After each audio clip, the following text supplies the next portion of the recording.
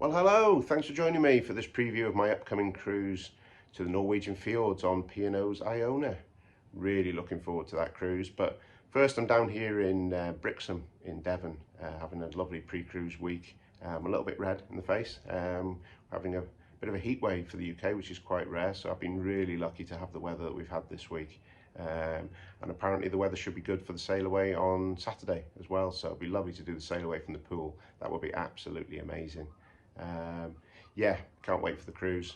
So down here it's just myself and the family, but then also for the cruise itself, my mum and my mother-in-law are coming down on the coach together, so they're going to join us for the second part of the holiday, the cruise part, and coming up to Norway with us. We did that on Anthem of the Seas about 6 months ago. It was quite a good laugh actually, so yeah, it was good fun. So if you can cruise as a bigger group, it can be a lot of fun as well. Yeah, so P&O's IONA, why did I book it? I actually booked this one during the construction actually, and this was one that got bumped during the shutdown, and it sat on my account as a credit for quite a while. So I thought, yeah, let's get something booked.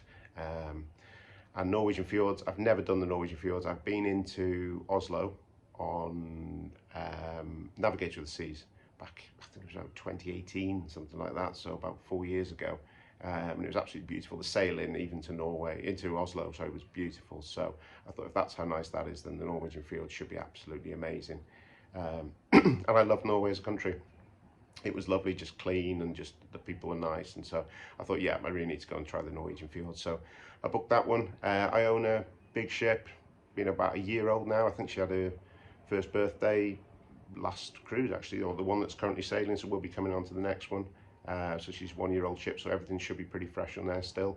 Although there's lots of videos online about Iona, loads of people done reviews and cabin tours and all that kind of thing. I've tended to try and not to watch too many of those, watch some, but more than anything I like to sort of form my own opinion on it. It looks a great ship. It's an XL class ship, of course. There are other ones, those around.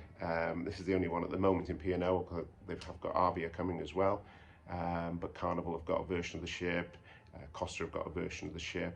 So yeah, it's a big market, a big ship for the UK market, 5,000, but it seems to be selling pretty well. You know, you see some good reports from it. So I'm really looking forward to trying that out. Lots of restaurant options and things like this and entertainment. So yeah, it should be great in the dome and everything like that. So yeah, really excited to get on board in a couple of days' time. So yeah, that should be great.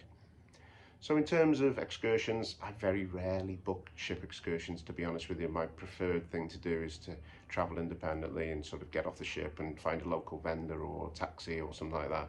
So I've not done my homework yet. I've got 2 days to actually work out what we're going to do, or I could have a look on the ship, of course. So we're going to Stavanger first.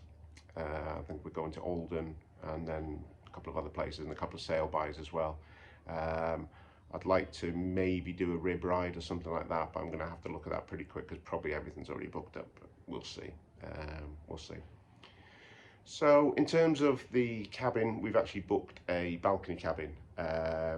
Originally what I had on the very first booking was 2 balcony cabins. So I had a balcony cabin for myself and Rachel and a balcony cabin for my 2 daughters. My oldest daughter's 15, so she's fine, and my other daughter's 8, so they're fine. But what we've done this time, as time got closer, some amazing deals come out. I mean, they really were throwing some crazy prices onto the market, and it was actually cheaper for us to cancel it and transfer it. So what happened was myself, Rachel, and our youngest daughter is in one balcony cabin, and my oldest daughter is going into the cabin with my mother-in-law, and we have saved thousands. Although it would have been fantastic for them to have had a cabin each, if I can save enough money to pay for another cruise, that for me is absolutely the way to go. We're not talking hundreds here, we're talking a 4-figure savings. So yeah, it was a complete no-brainer to do that. It was so I'm always looking for a deal. So yeah, it's a standard balcony cabin. I know they've got things like some of the fancy new cabins and everything like that, and you have to be a bit careful with the ones that overlook the promenade. They're not what I quite fancied. So yeah, looking forward to that. So we embark, I think, about 2 o'clock on Saturday. It's about a 3-hour drive over here from where we are in Devon.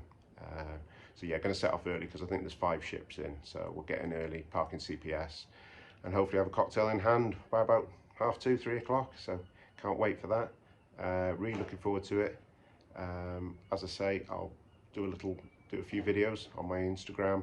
I'll maybe do a few videos on here as well.